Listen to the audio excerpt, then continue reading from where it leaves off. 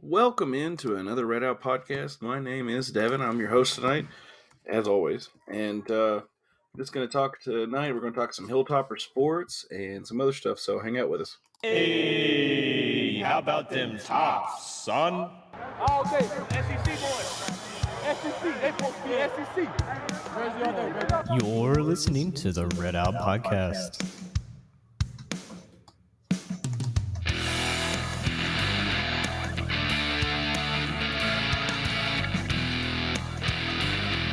Thank you for coming in.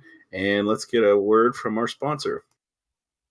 I am not ashamed to admit in the past, I've needed a therapist. We all need someone, and it's a strong person who can admit it. I talked to my doctor, who referred me to a therapist, and I really didn't have much say as to who the therapist was. But with this episode's sponsor, BetterHelp, you do. You can filter out who you would like to talk to, age, gender, religion, and more to pair you with the person who works best for you. And if the person isn't exactly who you were wanting, you're not stuck. You can switch counselors.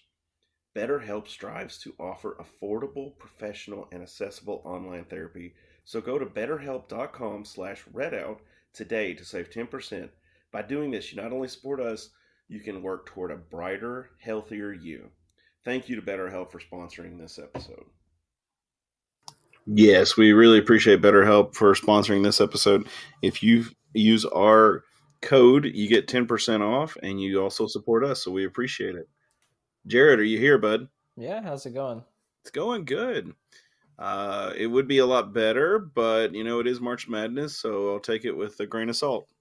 Yeah, I mean, I'm still always excited for some March Madness, that's for sure. Well, I alluded to it could be better. It could be better if Western was in it. How about that? Yeah, but sadly, that's just the reality of where we're at. Is that's not really the standard. Yep, that seems to be where we're at, and just constantly watching March Madness instead of actually participating. For those of you who do not know, Western lost to Louisiana Tech 59-57 and got knocked out of Conference USA tournament. It looks like UAB is going into the big dance, and they'll be playing Houston first round. Jared, what do you think of that matchup? The UAB matchup? Yes. I had to go get my bracket really quick just so I can have it handy when we walk everyone through the matchups. But yeah, let me see. Yeah, so UAB got a 12 seed. I think that's pretty good against Houston. Houston, obviously one of the best teams in the American. I mean, they lost a really good player that they had. He's in the pros now, Quentin Grimes. So they're not as strong as they have been, but they're obviously still good enough to be a 5 seed. That 12-5 split is always your best odds of an upset happening. That's always one that consistently happens. Yeah. But I think the Blazers can have a shot. Obviously, Andy Kennedy, he's coached at a high level before with Ole Miss. I mean, he knows what a tournament's going to be like. So I feel like that they have the right pieces to maybe get an upset. I do too. I think it's possible. Let's just do a little recap real quick. The Western Louisiana Tech game. Let me see if I can pull up Conference USA so I can talk about the tournament results.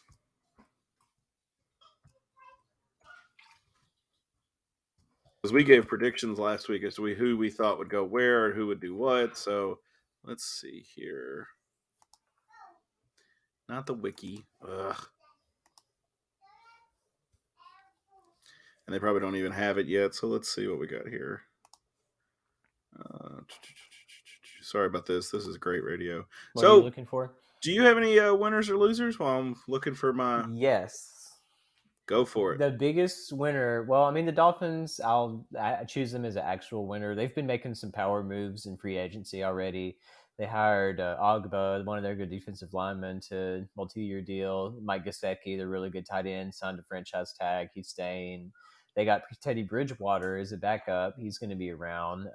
They also got a really good running back out of Arizona that ought to fit in with Miami pretty well. But the biggest winner is me because I finally got a new laptop. The one I had was horrible. It's one of your standard Dell mid-range laptops. I've had it forever. Well, I was trying to print brackets out on Sunday. It took over an hour just to load the freaking thing. And that wasn't because of my internet. That was because it's like one of the processors in it is screwed up and one of the modems in it is dead.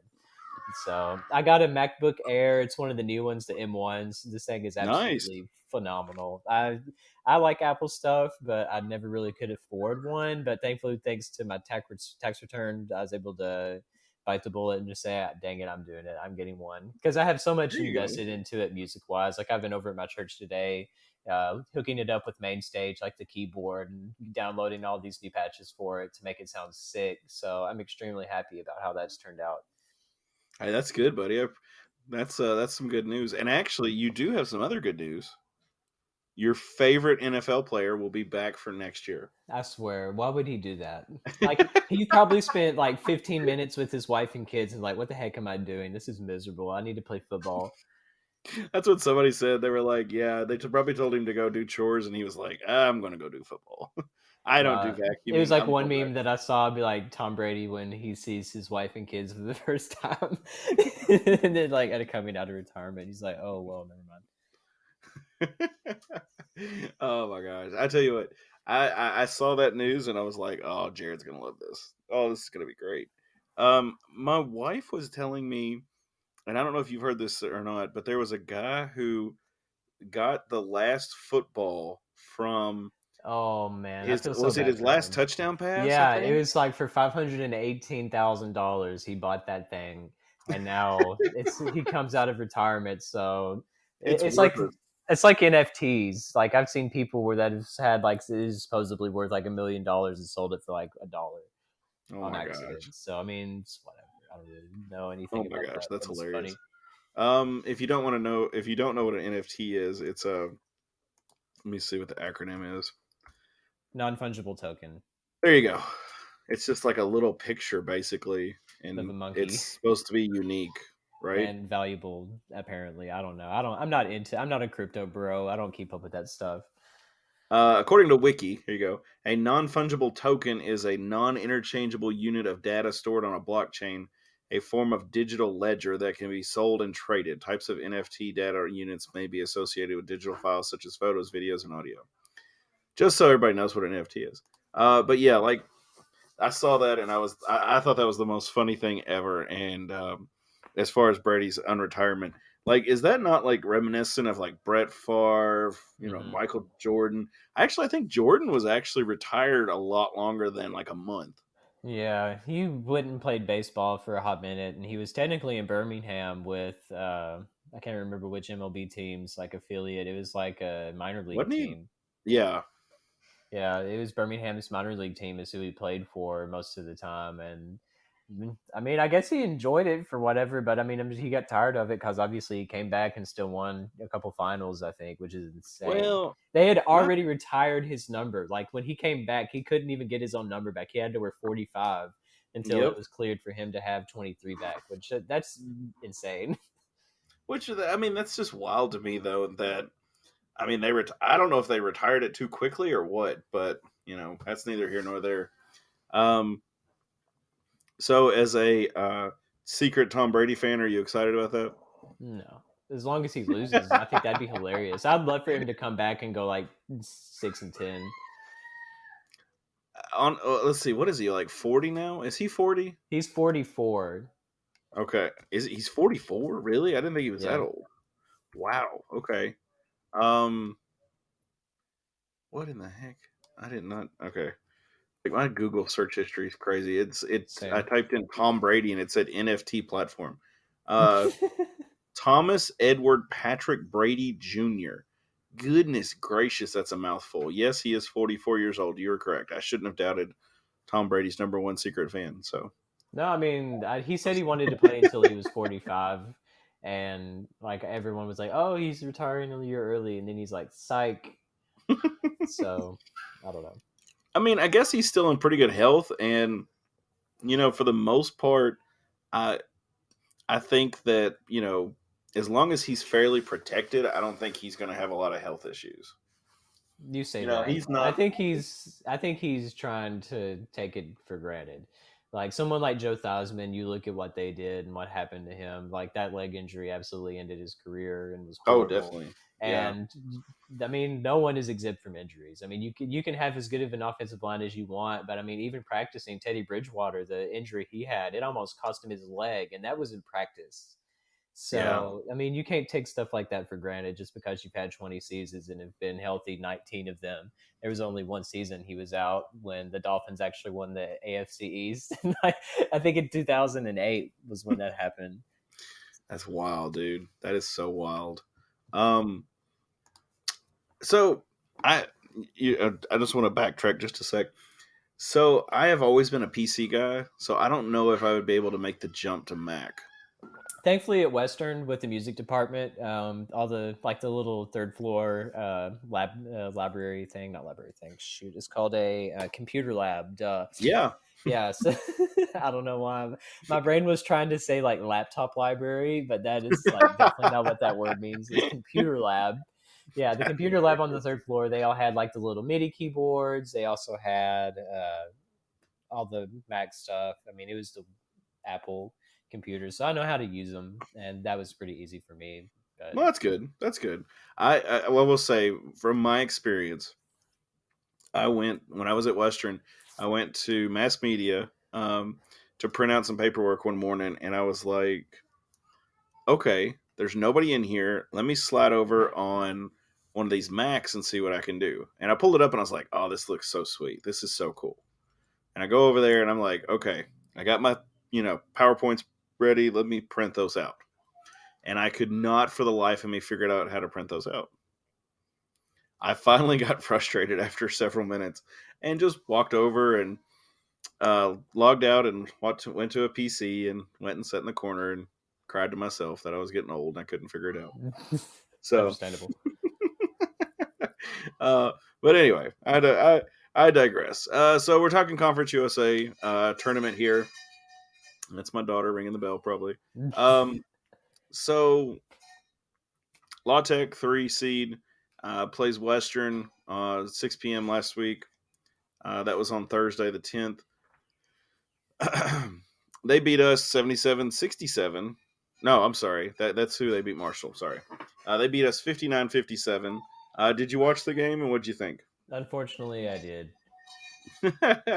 What'd you think? Honestly, a lot of people can say they saw this coming, but I didn't actually think we would get bounced in the very first game we had, but sure enough. I mean, La Tech, they did what they had to do. I mean, they came out. Kenneth Lofton Jr., I mean, he is so good. Dude is really, really good. I don't know if he'll stay with them. I could picture him on a Power 5 team easily. I feel like if he were to transfer, he would be like a top transfer prospect. That's how good he is. But, Okay. I mean, he got the best of Sharp, honestly. I mean, Sharp just didn't really have much of an answer for him. And, I mean, they were leading most of the game. We were able to come back and finally take the lead about halfway through the second, which was good. But, I mean, just the same old issues with this team, and it's been frustrating. I mean, we shot horrible. Of course, we choose the most important games to shoot terribly. And also, like, we weren't moving the ball at all. There were only 2 assists the entire game. And you can't play basketball like that. Everybody was trying to be a superhero and try to drive it and take shots themselves. But I mean, that's what happens when we get to the conference tournament. Everybody just wants to play selfishly. And guess what happens? We lose because we're not passing the ball and getting better looks than what we have. So I'm not surprised by that at all. But I am pretty disappointed. And also, I feel really bad for Sharp because he was fouled with about like 8 seconds left in the game. And like, if he would have made one free throw, it would have been tied. If he would have made both of them, we probably would have won. And he's a 40% free throw shooter at best, and he ended up breaking both of them. So that didn't really surprise me either. So that's what he really needs to work on this offseason, is working on his free throws, because, I mean, he could have been the difference in that game if he had just a little bit more time to hone in his shot and work on that. But I hope that that's something he can improve on moving forward for next year, because him and McKnight both are the centerpieces you want to build your team around at this point if you're Rick Stansberry. And I mean, Rick Stansberry knows he has to do better in the transfer portal than he did this year. I mean, Hamilton was a good addition. Also, Darius Miles, he didn't play but one game. He had to burn his redshirt year basically because he had to play against Louisville. And he looked pretty good in that. But other than that, I mean, Butts was a disaster. He didn't really amount to much. Keith Williams didn't get to do anything. I mean, he was able to recruit at least a couple of high school guys like Zion Harmon. That didn't pan out at all. Yeah. So, I mean, he really struck out this year with his recruiting. And uh, honestly, if he does that again and we do worse than this season, then I think that could be his last year here because the fan base has already kind of turned on him as it is, anyways. It's very divided. The fan base is. There's a lot of people that want to keep giving Stansberry these chances because when he recruits well, we get extremely talented players, but yet, I mean, he doesn't make the adjustments needed, in my opinion, to put us to the next level, especially.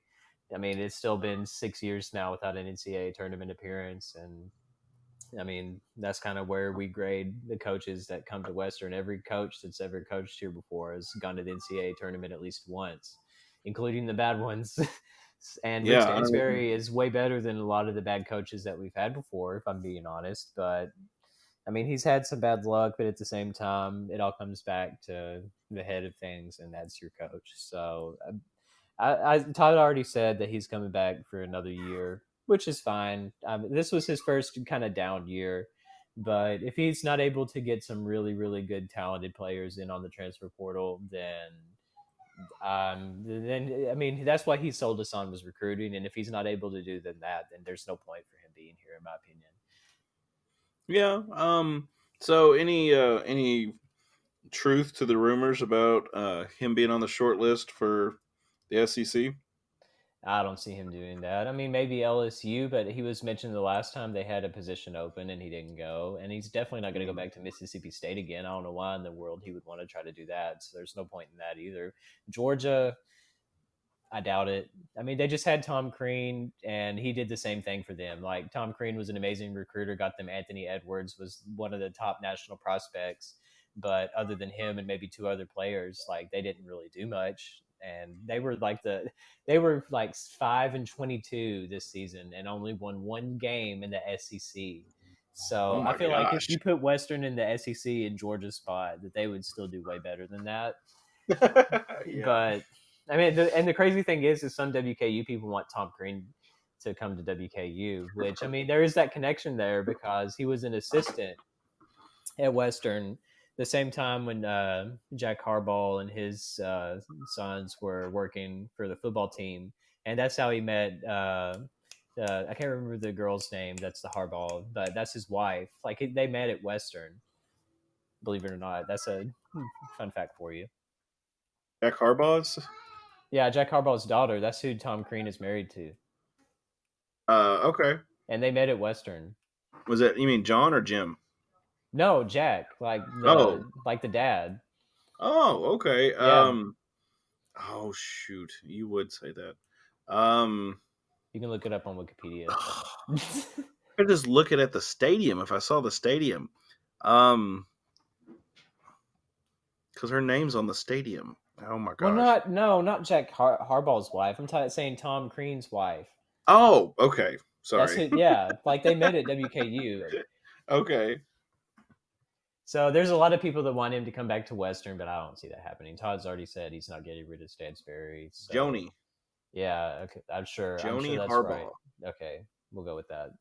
Yeah, she looks like one of the Harbaughs for sure. Yeah.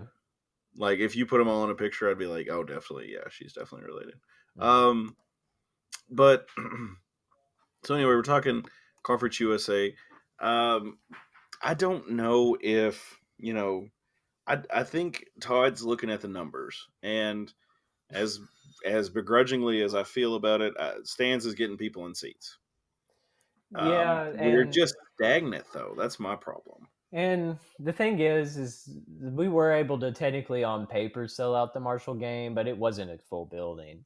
Like a lot of people have been doing their season tickets at the beginning of the year, like in May or whatever, going ahead and getting it finalized, and they would be selling all of those season tickets.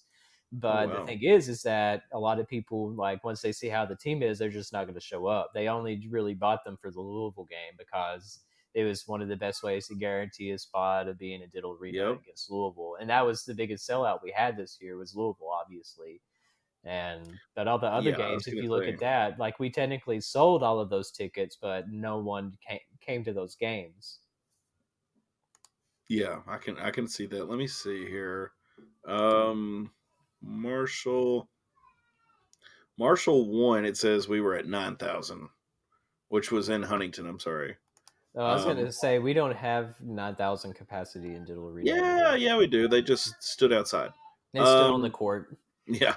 Um, this is saying attendance was at 6,000 in Diddle, about 81%. So I would probably say less, but that's still. And that was your senior night game for Cam Justice and Josh Anderson, which is still so sad that they're not going to be with us anymore. I agree. No more Excuse me. Slamderson. No, I'm gonna miss Josh Anderson. That was my boy for a number of years. I always cheered for him for sure. Mm-hmm. I don't think Rick's going anywhere though. That's my opinion. Um, I mean, even though it is very mediocre. I mean, there's still people who are backing him, even though a lot of Western fans are judging success off of conference titles, March Madness, appearances. There's other fans that aren't on that boat. Mm-hmm. I saw a person in the group chat who said that uh, not one of us, but a Facebook post where it said that um, essentially, if these Facebook coaches got out there, they Western would save a lot of money. Um, I would disagree because I would assume that the Facebook coaches would run us in the ground, obviously, and I, I just my thing is with if you want to complain about Facebook coaches, then Stansbury needs to start winning. Mm-hmm. That's how you shut them up. You start winning games. That's how this works. Yeah, and that's also another way that people don't really look at criticism is that for a lot of programs, say they lose in their conference tournament and that's the end of the season. For like a small team that isn't very good in like the MEAC or something like that, some random non good Yeah, conference, like their fan base doesn't care. Like at yeah, least when you have people complaining about your program being bad, that proves that the people care about the program because they wouldn't want them to exactly. suck. And that's the thing that I can't get through to all of these older people in my Facebook group. I'm sorry if you're one of them listening, but you have to understand that people being upset, like, I mean, that's our way of saying, be like, we want our program to do better. We want to win. We want to succeed. And I mean, I do agree that, I mean, just complaining through a Facebook group, I mean, it's probably not going to change anything. But at the same time, I mean, it's good discussion. I mean, just kind of seeing where everybody's at. I mean, that's how I kind of know where our fan base is right now. There's a lot of people that still support Stansbury, but there's a lot of people that don't and say they aren't Yep. renewing their season tickets. So I don't know what next season is going to look like because, I mean, what I'm afraid, this is what I think will happen. I hope that I'm proven wrong. I already have next year figured out. Are you ready, Devin? Let's hear it. So Rick Stansbury is going to get a couple of good transfers. Like one was averaging like 14 points per game at like a Power Five school, and another one from like a higher end like Big East school. And like one's a guard, one's a forward. We'll go with that. And say he Okay. gets one really good high school guy that's like a high school star or something, maybe like 3 or 4 Okay. star recruit. Yeah, he gets Is he kind of having issues? no, but Oh, okay. well, at least not yet. That's later. So he gets maybe 4 or 5 transfers in total, some good, some bad, and he builds his Yeah. team around it. So now you have all these fresh people, and you lost 2 seniors in Cam Justice and also Josh Anderson, but you still have McKnight and Sharp, and also a lot of other people transferred out because that's inevitable. Um, Yeah.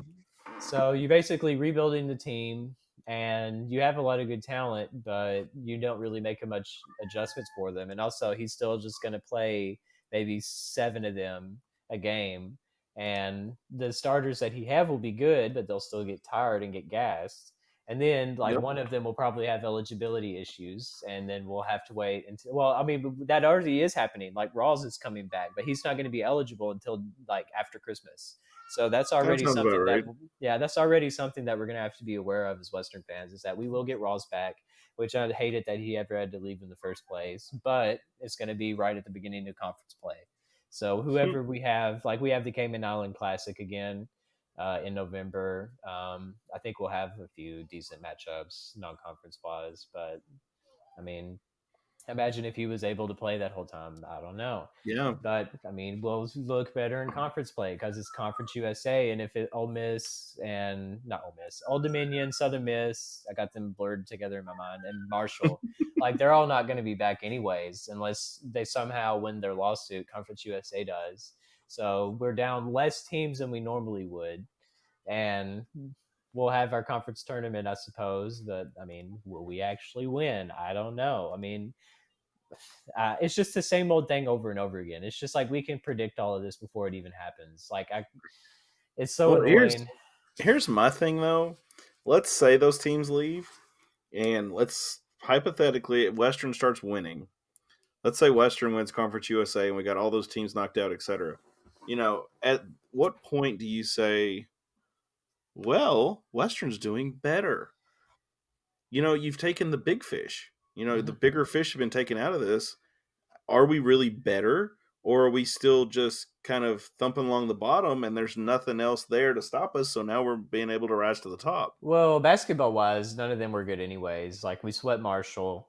Yeah. Old Dominion, they had a really bad season. They were pretty off. And Southern Miss, they never did much with basketball anyways. So I don't think that basketball wise, they're not a big loss. But football wise, we won't have the Moonshine Throwdown anymore. We won't have Old Dominion anymore, which they've beat us a few times. So, I mean, I think it'll skew the football team more than it will the basketball team. Like basketball, it's whatever. I mean, Jeff Jones was always pretty good, and they were nationally ranked our first year in CUSA. So they had a better history. Just now they're not very good. So they'll fit in better with the Sun Belt and Conference USA. But at the same time, I mean, UAB is probably going to have to rebuild and go through the transfer portal. That's what Andy Kennedy did, and he killed it. And guess what? He's playing in the NCAA tournament and not us. Yeah, definitely. I just, yeah. Anyway, so Conference USA tournament, La Tech went on to play in the final game against UAB. UAB went into 3 overtimes against Middle. That's insane. Which, by the way, Middle went into overtime against UTEP. And won 66-59. That's amazing to me. Anytime you play an overtime game in a conference tournament, you're basically done after that. Your legs are done. Well, I mean, and then, of course, Middle went into overtime, and then they went into 3 overtimes against UAB. UAB ended up winning 102-98. And then they played La Tech, which, by the way, La Tech's game versus North Texas looks like a football. It was horrendous. Yeah. Terrible. 42-36 for those of you listening. That is that's like high school girls basketball score. I'm so thankful I'm not knocking girls. Do what? I'm so thankful I didn't have to watch that game. I know, right? That would have been ridiculous. Of course, UAB ended up beating La Tech 82-73 and moving on to the big dance. So congratulations, Blazers. Can you hear my insincerity? I hope you can. But you were talking about Western playing La Tech.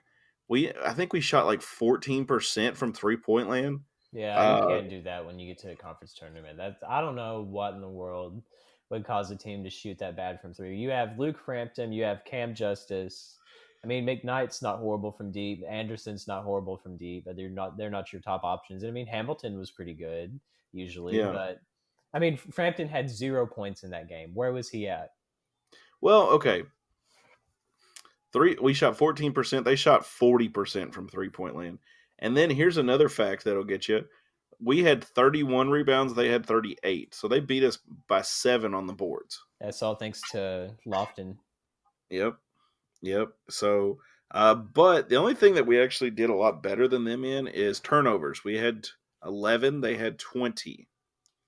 So, I mean, if you got the rebounds, if you got the turnovers, and you shot decently from the floor, I think this is a different game. Yeah, because, I mean, it was a close game final score-wise. I mean, we only lost technically by 2.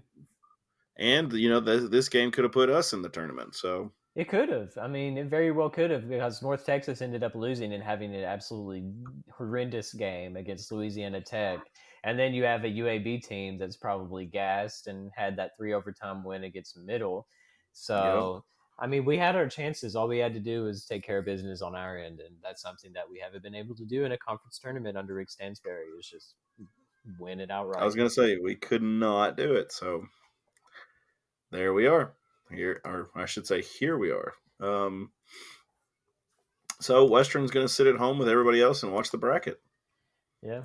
So, Jared, let's preview the bracket just a little bit here. What games are you? Oh, well, sure. What games are you looking forward to? All of them, because it's March.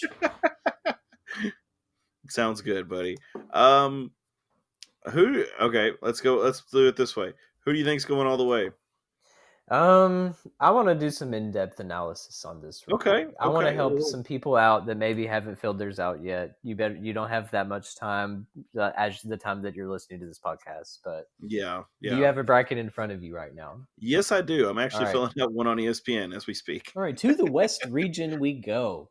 So your one seed, Gonzaga, I think they're a pretty safe bet. Yes. Especially against Georgia State. The Boise State-Memphis game, I think that's really good. Boise State was absolutely killing it in either the Mountain West or the Western Athletic Conference. I think they're in the Mountain West.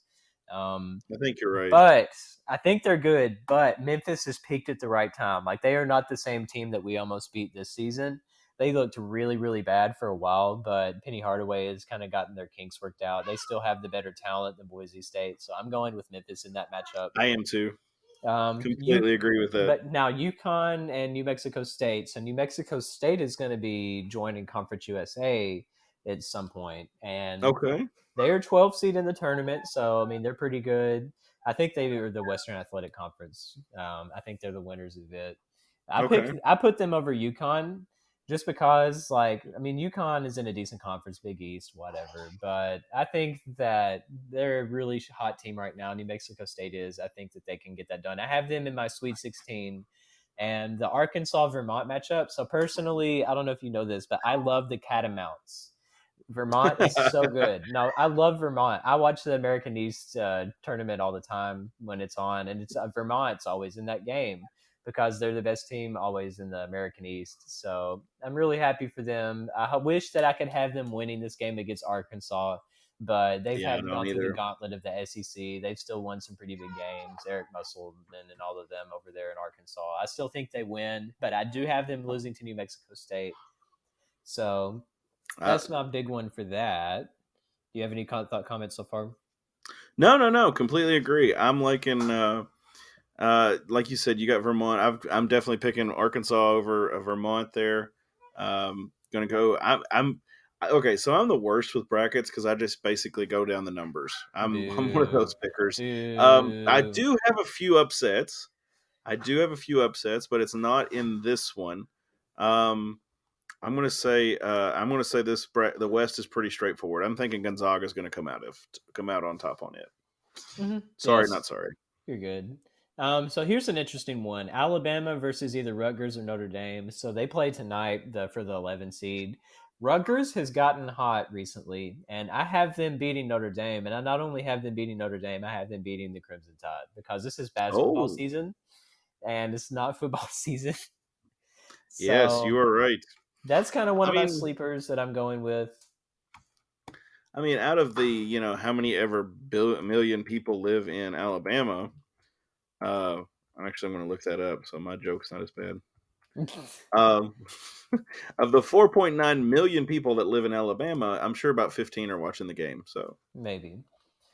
Yeah, so I have Alabama getting upset in that one. Texas Tech versus Montana State. I wish I could have put Montana State Bobcats as well, because they're another great mid-major team. But, Texas Tech is pretty freaking good. They're a 3 seed for a reason. I have them beating that. And then if Rutgers were to beat Alabama, I put Texas Tech over them. So these next few is where it gets really fun. Obviously, it's hard for me to not pick Tom Izzo and Michigan State, and I'll probably regret it, because they always end up doing well in the tournament just because he's one of your class act coaches, has been around forever, knows what he's doing. Yeah. But I did put Davidson for the upset, because they're going to be mad that they lost their conference tournament. They're still a really good team, and they were able to get in as an at-large in the A10. So they're pretty good. I have them beating Michigan State, because I had seen Michigan State kind of taper off towards the end of the season. They weren't really good. So the last one for the West is Duke and UC California Fullerton. So I mean, I put Duke obviously, but that's going to be a fun second round game. Is Davidson versus Duke because both North Carolina schools. Davidson's right outside of Charlotte. Mm-hmm. I think that could be a fun matchup, but I still have Duke winning that, and I have them in my Final Four. Like as much as I hate Coach Yeah. K, this is his last season. I see him like I'll go ahead and tell you, I see him getting it done. I think Duke wins it all this year. What? Okay. Yeah. I'm So not going to go that far, but yeah. Okay. so that's how I I'm see the West. I'm going to say Gonzaga's going to beat Duke and going to go to the finals, but so far I'm liking everything you're saying. I do have Michigan State beating Davidson, but they're not going to beat Duke. Mm-hmm. Neither team is going to beat Duke. That'll be a good matchup. Yeah. For sure. And okay, so I'm going to go over to we're going to go over to the South directly across. It's pretty straightforward here. Is it Arizona definitely going to win the first round there? Who are they even playing? The 16 seed is either Wright State or Bryant. Okay. I'm assuming that was Wright State, but you never know. My first upset here is going to be the next one, TCU versus Seton Hall. I'm going TCU. Really? Yeah. I have Seton Hall in that one just because Big East. I think like some of those teams like that when they get in the tournament are pretty solid as compared to like Big 12. Okay. Next game, obviously, I'm going Houston. Sorry, UAB. Yeah, maybe. Yeah, I think that UAB has a chance. Like if this was last year's Houston team or the year before, it'd be impossible. But I think that Houston wins personally. Oh yeah, but I mean, grand scheme of things, Arizona's going to take whoever. Of course, Illinois, Chattanooga, definitely Illinois. Nope. Stop right there. No, Not so okay. fast, my friend. Don't you ever sleep on the mocks. How could you do such a thing? No, the ASUN, it's either the ASUN or one of those Southern conferences. They are so freaking good. They have a bunch of transfers, like a bunch of people that can score. They have some decent size too. They have a really good duo, like backcourt duo. I have Chattanooga in my Sweet 16, beating Illinois first and then Houston second, and then they'll lose to Arizona in the Sweet 16. But I have Chattanooga as one of my sleepers. Okay. Okay, so just a fun fact for you. Since 1985, there has been since 1985 there has been 31 13 seeds upset 4 seeds. Mm-hmm. So, it's a possibility. Since 1985 though. So, definitely possible. So, if those of you who are following along, filling out your bracket, go for it. Colorado State versus Michigan. I got Michigan. I do too, just because as much as I hate that their coach is actually going to be allowed to coach probably after throwing a slap or punch or whatever that was at somebody, they don't deserve to be there at all, in my opinion, after that. But they're still a Big Ten school, Colorado State. I mean, they're pretty high up as a 6, but I don't see them beating Michigan just because. The next one is a tough one for me, though. Tennessee Longwood. I mean, it has to be Vols. Yeah, I mean, growing up on the Tennessee-Kentucky border, same. I hate Tennessee. I do too. Everything in me wants to pick Longwood just to spite Tennessee. Yeah, I mean, that would suck for Rick Barnes if that actually happens. But I do have UT in my Final Four. I have them winning the South region, unfortunately, because they look pretty freaking good right now. They won the SEC tournament. They are getting it done in one of the hardest conferences this season. So it's kind of hard for me to pick against them right now. So here's my next one. Ohio State versus Loyola Chicago. I'm taking Loyola Chicago. Yes, the Fighting Sister Jeans. Let's go. Yes. Let's go Sister Jeans. I'm definitely siding with them. Mm-hmm.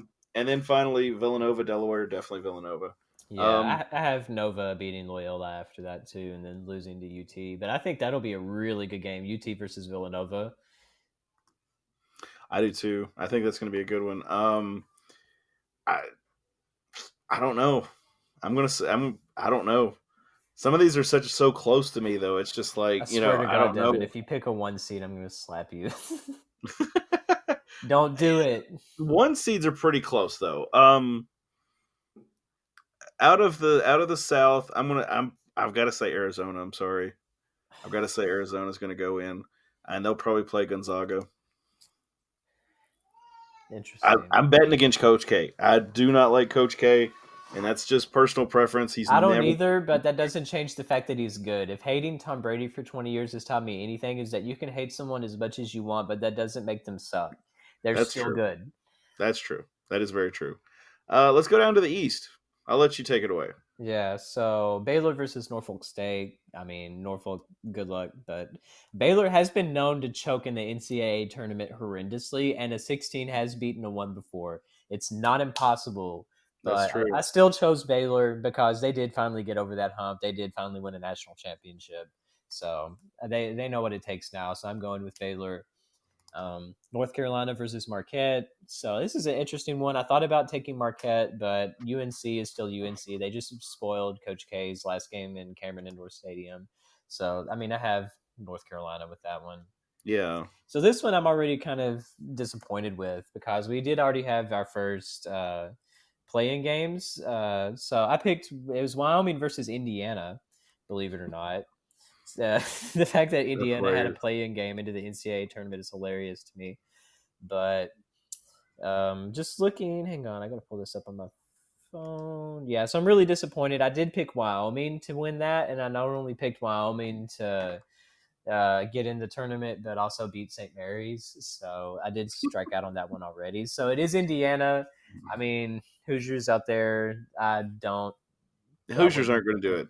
Sorry. Yeah, I mean, St. Mary's is a team that's beaten Gonzaga, I think, this season. So yeah, you don't want to sleep on the Gales this year. As I heard one of the sports guys locally here in Louisville talk, you know, Indiana is going to. They obviously they won. They're playing St. Mary's, but then they're what is it? They play the game. They basically hopped on a plane, and then now they're going to play St. Mary's tomorrow. Yeah. I just don't think that's enough turnaround time for them to actually get any kind of rest. Mm-hmm. So I'm not betting on it. I'm not betting on it, the Hoosiers. Me I neither. think St. Mary's is going to give them the Hoosier Daddy and send them home. So, Yeah. so who do you have coming out of the East? What do you got? All right, so I'm almost there. I mean, I do have UCLA winning against Akron. UCLA Oh, is sorry. pretty good. I do have them losing to Baylor though, and looking down at the last part of the Eastern bracket, you have Texas and Virginia Tech. Virginia Tech shouldn't have gotten the tournament anyways. I think they're terrible. Um, so I would have Texas winning that one. Purdue over Yale, and I have Purdue coming out of the East because they were a number one team. They were the number one team in college basketball this year. They still have Jaden Ivey. They still have that really big, tall guy that's like 7'4" in the center. So I think that's going to cause some problems for a lot of these teams. Okay. But Murray State versus San Francisco, two mid majors.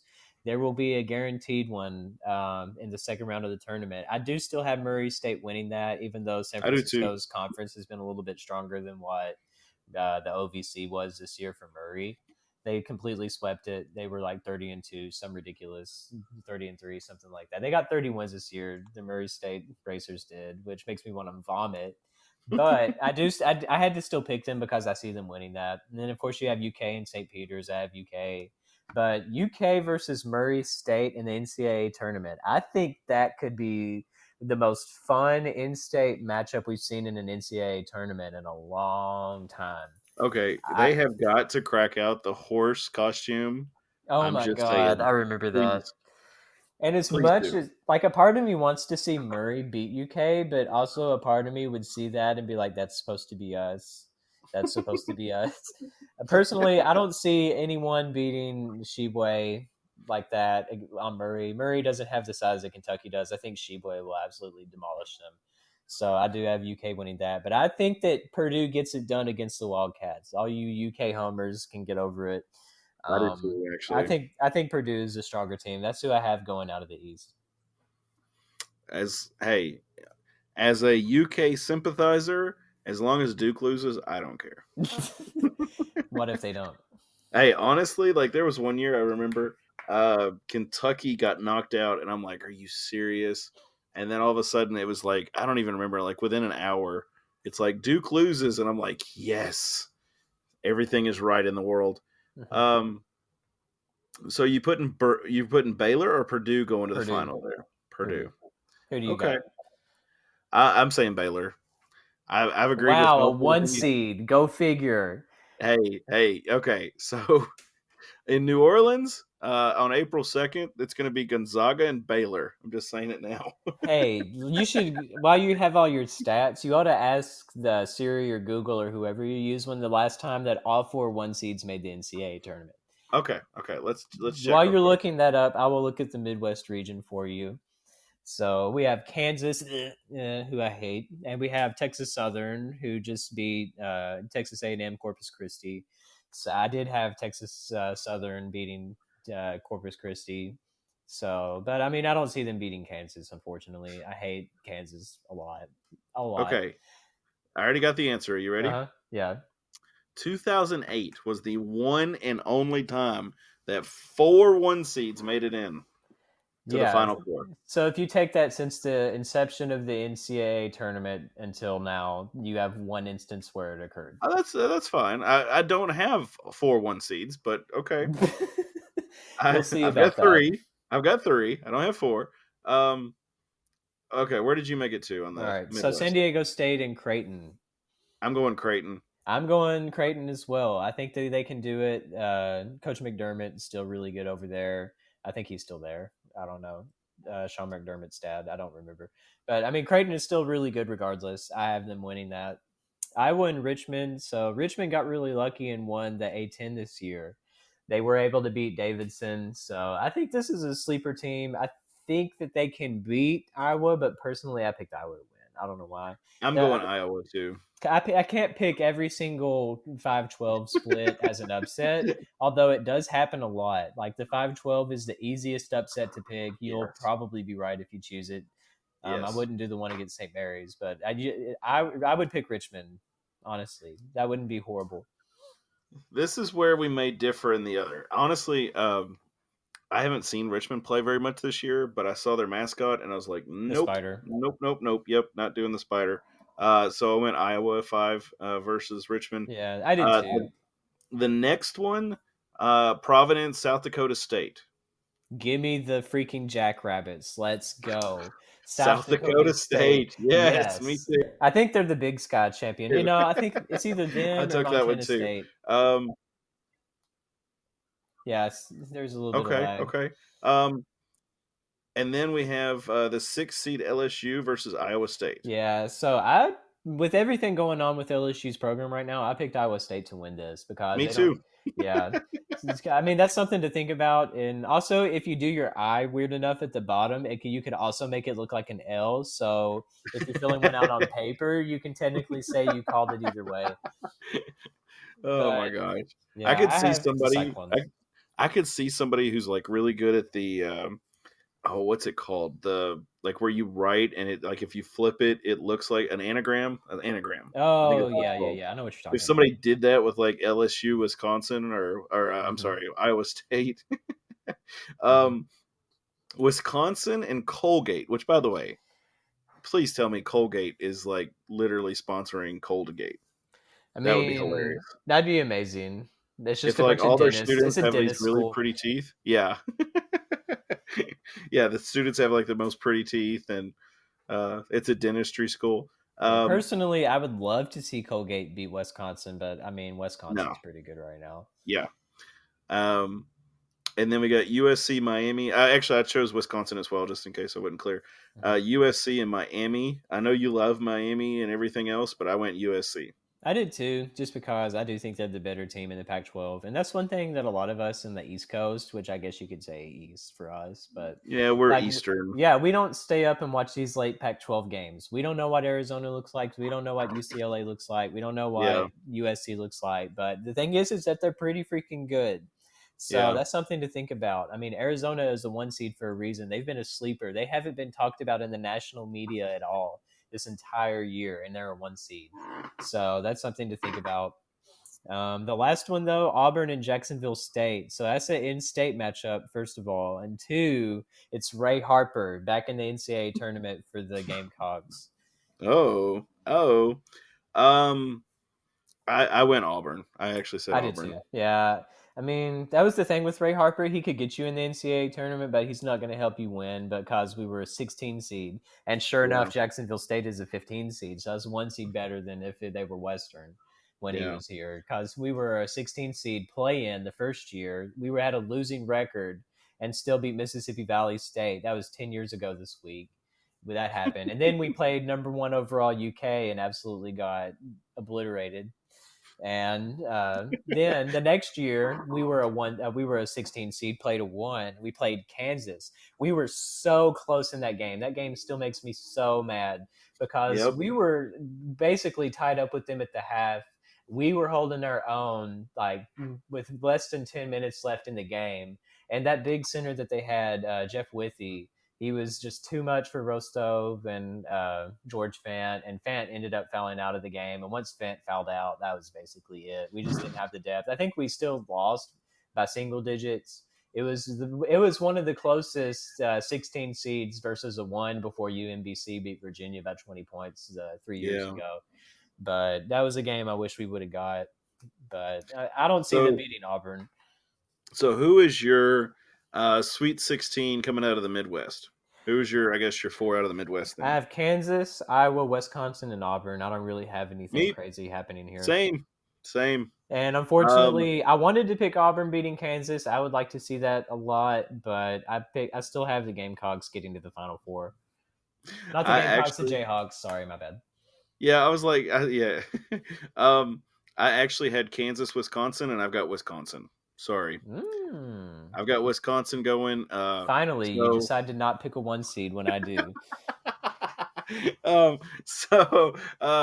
Gonzaga and Baylor is my final four, and Arizona, Wisconsin. And honestly, I'm going to say it's probably going to be Gonzaga and Arizona, and I'm going Gonzaga is going to win this one this year.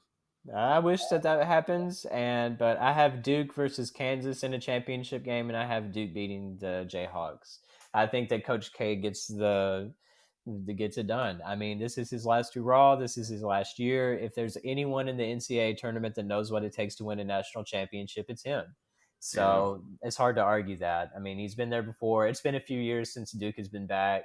I know that he's going to try to get this team as ready as possible to go and make a run. And if you look at the path that they have, it's not very bad. Even if all of the bigger seeds win, they have Michigan State. I think that he can beat Tom Izzo. If Texas Tech ends up getting to the Sweet 16, I think that they can beat Texas Tech. And then I think they've already beaten or played Gonzaga this year. I don't know if they have, but recently they have played either last year or the year before. And I think that they were able to still win that game. So it's a very easy path for me to see Duke being able to get to a national championship. And I mean, I still hate Kansas and they're overrated, but I still think that they can somehow squeak their way in there. I think that my Midwest bracket is the one that will be upset the most because I always end up picking Kansas and they always end up disappointing me. But Yes. I mean, I do that on purpose. That way I don't actually have to see Kansas in the championship. So either I'll be right or it'll just be one every single year is like. That's a pretty good strategy. I like that. And I know you're giving me a lot of shade, but Kansas to me is like a paper tiger most years. I mean, they're good, don't get me wrong, but like they're just not as good as Kansas thinks they are. Does that make sense? Yeah. Like they're almost always inflated. Kentucky fans always complain about where they are in the tournament. Oh, we got to play this team in the second round. Oh, we got to play this team in the third round. There's this year, I mean, I don't know if anybody really they have to play before the Final Four. Or before the Sweet 16, I should say. I'm sorry. Well, they got Murray and then they got Purdue. Purdue's good, don't get me wrong, but it's not like it's not a North Carolina. It's not a UCLA. You know, they don't have to face them technically until they get to the Sweet 16. Yeah, and Purdue technically has been kind of tapering off and losing a bunch of games here in like the latter part of the season. They were really good at the beginning, and I think some people have just kind of figured them out. I don't know if that's something Coach Cal has done yet, but I still want to see Murray State and Kentucky play each other in the NCAA tournament. I think that could be a lot of fun to watch. Oh, I hope they do. I really hope Imagine they do. if Murray beats Kentucky, though, all the salty UK fans. Oh my gosh! If Murray beats Kentucky, there will be like a mass exodus from Lexington to where is Murray anyway? Like I know it's Murray, out that's the there. name of But, the city. It's over oh, close is it? to it's over in land between the lakes, Devin. Have you never been to I know Callaway it's in the County? western part. I just didn't know the city. So they're going to go to Murray, and they're going to take all their couches and just set them on the edge of the town and just start burning them in protest. But like Duke really, they typically, from my observation, they don't really have usually a very difficult path to the NCAA tournament or through the tournament, I should say. I mean, they've still ended up losing to Mercer or Yeah, like I don't think it was Norfolk State. It was shoot, who was it? Yeah, they lost to somebody they were a 2 seed and they lost to a 15 seed in the tournament before. So that yeah. has happened before. Well, I mean, and here's my complaint usually about the tournament is the legacy, quote, legacy teams. Mm-hmm. So your Dukes, your Kentuckys, your Kansas, your UCLAs, yada, yada, yada. They can literally do nothing and they still get in the tournament. Yeah, basically just for tickets. Yeah, exactly. They get in there for ticket sales because there's such a big following them that, people are going to, they're going to buy And tickets. They're going to come watch the game. They're going to do this or that. And all And these power conferences always end up having all these teams. Like I think the Big Ten has like 8 teams in the NCAA tournament, which I think is ridiculous. yeah, And the thing is that they had that many last year, and guess how many of them won a game? None of them. None of them. that's great. So that just shows that a lot of these power conferences are overrated. When they go on a Yeah. neutral court and they have to play against some mid-major team with a bunch of seniors that know how to play as a team, they don't know what to do. Like they have the talent. It's like, have you heard the quote like it's better? Well, I think Coach K was the one that said he'd rather have a 2-star recruit with a 5-star work ethic than a 5-star recruit with a 2-star work ethic or something like that. Hey, Like that's that. a good quote actually. Yeah, but I mean that's how it is though, because these mid-major teams they are consisted of probably like not ranked or like 2-star recruits. But the thing is when they stay there for years and end up having the same teammates for years, like they end up having like very very strong connections with each other, and they're pretty hard to beat. Like that's why I picked Chattanooga in my Sweet 16. I have New Mexico State in my Sweet 16. I almost put South Dakota State in my Sweet 16, but I don't see them beating Iowa. But Yeah, I mean, there will be upsets, and it's not going to definitely. be anything that we predicted. It's probably going to be like St. Peter's over Kentucky or something ridiculous. Delaware over Villanova. Yeah, exactly. Yeah, or maybe You heard it here freaking first. or Wright State over Arizona. I mean, who Exactly. knows? That's the Murray thing that's over Kentucky. beautiful. Yep. It's the beautiful thing of the NCAA tournament is that not even the experts are ever right. None of them. No.